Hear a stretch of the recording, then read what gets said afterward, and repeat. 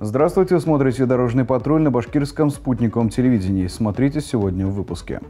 В Стерлитамакском районе в кювет опрокинулся автобус. Коллапс на дорогах Уфы. Неравнодушные граждане выталкивали из снежного плена многотонную фуру. В результате ДТП под Уфой женщину зажало в искореженной машине. Это и многое другое смотрите прямо сейчас. В Башкортостане внедорожник лоб-в-лоб столкнулся с фурой. По информации Республиканской госавтоинспекции, ДТП произошло в половине 10 утра на 1212-м километре автодороги Москва-Уфа в Илишевском районе близ деревни Ишкарова. Столкнулись седельный тягач «Мерседес» с прицепом, направлявшийся под управлением водителя из Татарстана в сторону Уфы, и встречная Toyota Land Cruiser, за рулем которого находился 44-летний житель Уфимского района. Последний от полученных травм скончался на месте аварии. Водитель грузовика с травмами госпитализирован.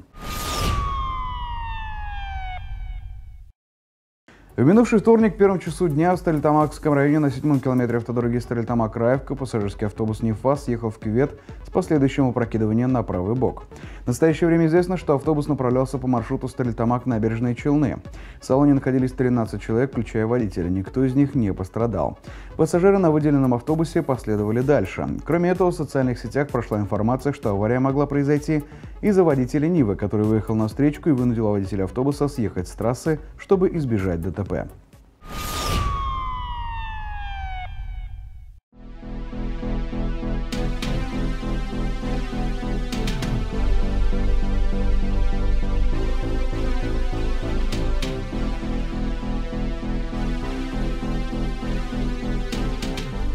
Минувшая пятница многим автолюбителям запомнилась серьезной непогодой, которая стала причиной множества чрезвычайных ситуаций.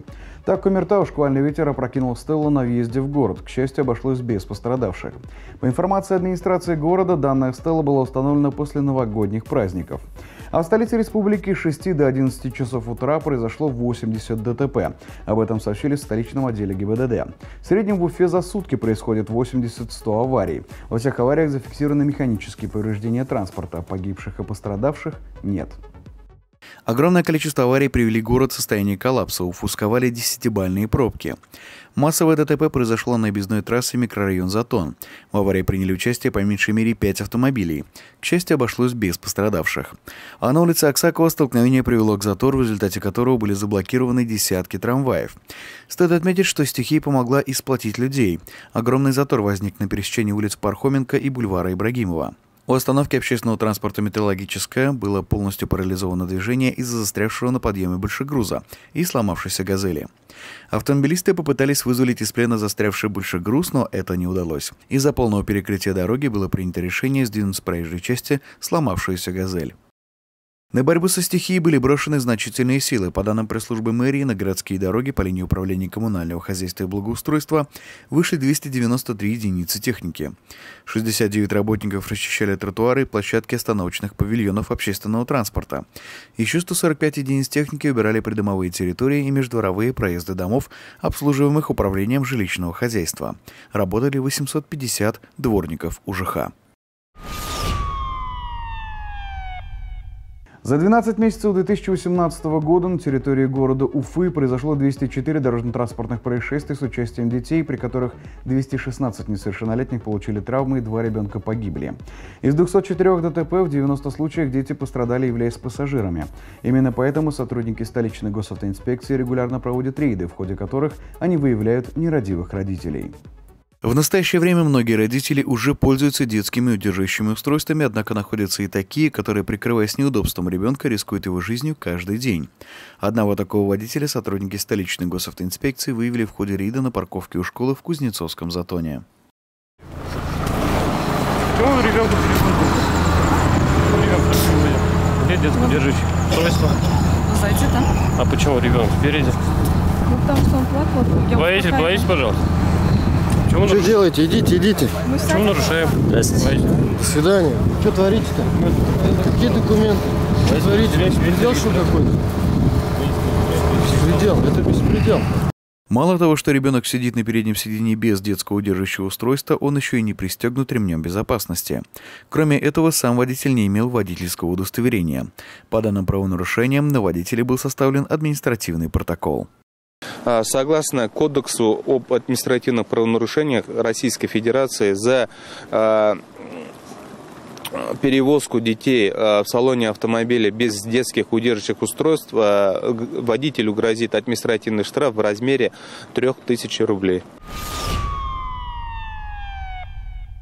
Важно, чтобы ваш ребенок в детском удерживающем устройстве чувствовал себя комфортно, потому что если вы поедете куда-нибудь на дальние расстояния, вытащить из него ребенка будет достаточно сложно, придется останавливаться. Кроме этого, для детей маленького возраста, то есть от рождения и где-то до 1,5 лет, ребенок должен быть пристегнут в детском удерживающем устройстве собственными ремнями кресла, а не ремнем безопасности автомобиля. Кресла могут быть оснащены 3, 4 и 5-точечными ремнями. Это кресло оснащено 5 точками крепления, то есть вот одно крепление, вот второе, здесь вот 3, 4 и посередине 5. То есть как на настоящих спортивных креслах. Это все приводит к тому, что ребенок, находясь в этом кресле, будет максимально защищен, в том числе и от переворота автомобиля. Давайте попробуем поставить это кресло, я покажу положение, в каких положениях, с какого возраста можно ездить ребенку. Когда ваш ребенок совсем маленький, детское удерживающее устройство устанавливается против хода движения примерно вот так. Здесь ребенок у вас практически лежит. Как только он становится чуточку постарше, кресло мы можем развернуть вот таким вот образом.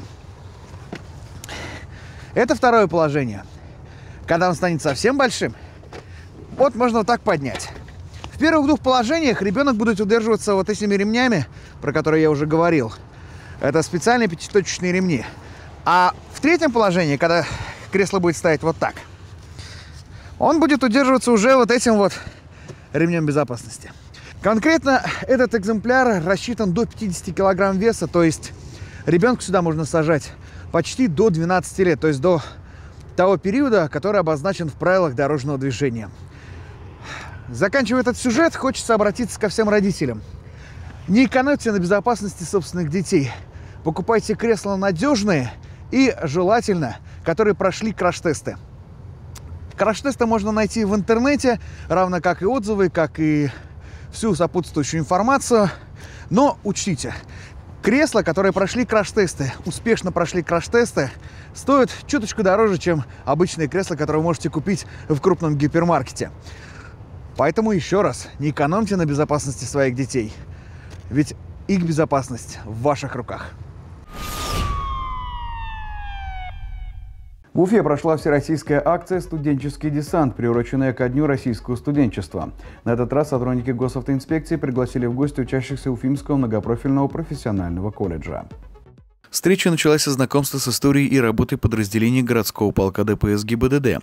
В музее председатель Совета ветеранов службы ГАИ ГИБДД, майор милиции в отставке Земфира Мусунова, рассказала о патрульном мотоцикле «Урал», который долгие годы был основным видом транспорта автоинспекторов, а также о первых руководителях ГАИ. Во время экскурсии по служебным помещениям особый интерес у студентов вызвала комната психологической разгрузки для личного состава, где все желающие смогли на себе опробовать массажное кресло и специальное оборудование. Гостям представилась также возможность ознакомиться с патрульным автомобилем службы, укомплектованным приборами анализатора алкоголя в выдыхаемом воздухе, радиостанцией и другой спецтехникой. Помимо знакомства со службой ГИБДД, ребятам рассказывают об состоянии аварийности на территории города Уфы, рассказывают им о соблюдении правил безопасного поведения на дороге, а также ребята хотят почувствовать себя сотрудником госавтоинспекции, что в дальнейшем поможет им сориентироваться в выборе профессии. Ежедневно на дорогах происходит множество заслуживающих внимания событий, внушительная часть которых попадает в объектив видеорегистраторов. В нашей рубрике «Одним кадром» мы собрали для вас самые любопытные случаи, произошедшие на территории Республики Башкортостан. Как говорится, лучше один раз увидеть. Начнем с честного и добросовестного водителя самосвала, под завязку заполненного песком. Почуяв, что груженная махина продавливает дорогу, он решил сбросить балласт прямо на месте. Хотя кого мы обманываем? Очевидно, дело в весовом контроле, который поджидал его через пару километров. И шофер не нашел ничего лучше, кроме как распрощаться с частью груза. С другой стороны, можно ли винить работягу? В конце концов, грузил-то не он. Остается только надеяться, что какой-нибудь из вываленных камней не устроит ДТП, отлетев в лобовое стекло случайного авто. Кажется, нужно вводить сезонное лишение прав для некоторых водителей, причем для их же блага и безопасности, потому что в противном случае определенная категория автолюбителей будет устраивать нечто подобное посреди дороги. К счастью, этот горе-дрифтер был пристыжен собственной неуклюжестью и продолжил путь уже в более спокойной обстановке. Чего не скажешь об этом парне из Стерлитамака, его стремление к опасной езде остепенят только плачевные последствия. Никто не спорит, выглядит все это очень эффектно, если наложить бодрую музыку, сцена из экшн-фильма готова. Но вот только реальная жизнь — это не фильм, а водитель не каскадер, а дорога не прощает опрометчивых поступков. В Башкортостане жители загородных районов устроили в соцсетях настоящий челлендж по уборке снега. Водители устанавливают на свои машины отвалы и очищают родные улицы. Видеозаписей пока не сказать, чтобы много, однако наметилась кое-какая тенденция. Чаще всего снег убирают на отечественном внедорожнике «Ниве». Но можно встретить и отважную буханку, причем с отвалом она выглядит намного солиднее. В комментариях к видео пользователи уже оставляют заявки на уборку своих территорий. Завершим по классике нашим любимым общественным транспортом. Пазики продолжают осваивать новые территории. Если в прошлый раз один такой забуксовал на пешеходной зоне, то этот и вовсе решил, а чего бы, собственно, не опробовать трамвайные пути. И, судя по всему, тоже проиграл. Причем, заметьте, дорога впереди абсолютно свободна. Зачем водитель туда заехал и что им двигало, если не любопытство, остается загадкой. В любом случае, чем бы пазик не тешился, лишь бы пассажиры добрались до дома целыми.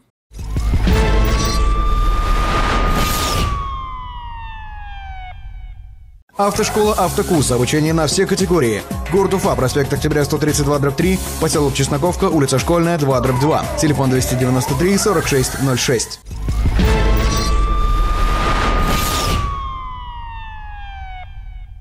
Присылайте свое видео в нашу группу ВКонтакте на наш номер WhatsApp 8 987 495 1939. Вы смотрели «Дорожный патруль Уфа». Удачи на дорогах!